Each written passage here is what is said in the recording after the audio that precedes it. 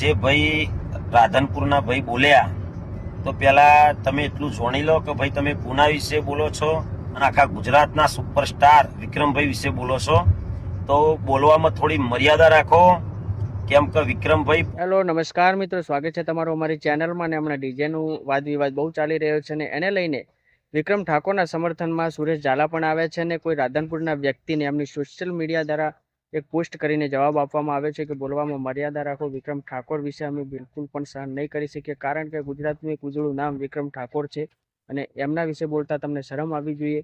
તો એ social media દ્વારા post કરીને સુરેશ ઝાલાએ જવાબ આપ્યો છે, તો આપણે જોઈએ કે એમણે શું પોસ્ટમાં કહ્યું છે. જય માતાજી મિત્રો, જય ઠાકોર સમાજ.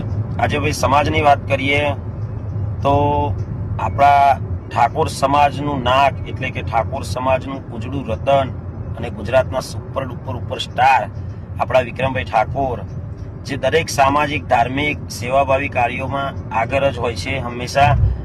અને જે ભાઈ રાધનપુરના ભાઈ બોલ્યા તો પહેલા તમે એટલું જાણી લો કે ભાઈ તમે પૂના વિશે બોલો છો, કેમ કે તમે ઠાકોર છો અને ઠાકોર સમાજના દીકરા વિશે બોલો છો, તો તમને કોઈ અધિકાર નથી. તમને પેલા શરમ આવી જોઈએ કે ઠાકોર સમાજ અને આખા ગુજરાતના સુપરસ્ટાર વિક્રમભાઈ વિશે બોલો છો, તો બોલવામાં થોડી મર્યાદા રાખો, કેમ કે વિક્રમભાઈ પોતાના માટે નહીં પણ દરેક સમાજના કલાકારો માટે એ આગળ વધ્યા છે અને દરેક સમાજના કલાકારો એમને રોજગારી મળે એની વાત થઈ છે. તો પેલા વાત જાણો, પછી આગળ દરેક શબ્દોનો ઉપયોગ કરો.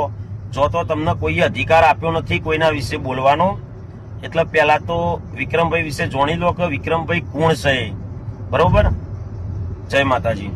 તો મિત્રો, આ હતું એ સુરેશ ઝાલાનું નિવેદન. આના વિશે તમારું શું કહેવું છે કમેન્ટમાં અવશ્ય જણાવજો. અને જો અમારી ચેનલમાં તમે નવા આવ્યા હોય તો અમારી ચેનલને સબસ્ક્રાઇબ કરી લેજો. આવા ટ્રેન્ડિંગ વિડીયો અમારી ચેનલમાં આવતા રહેશે. ધન્યવાદ.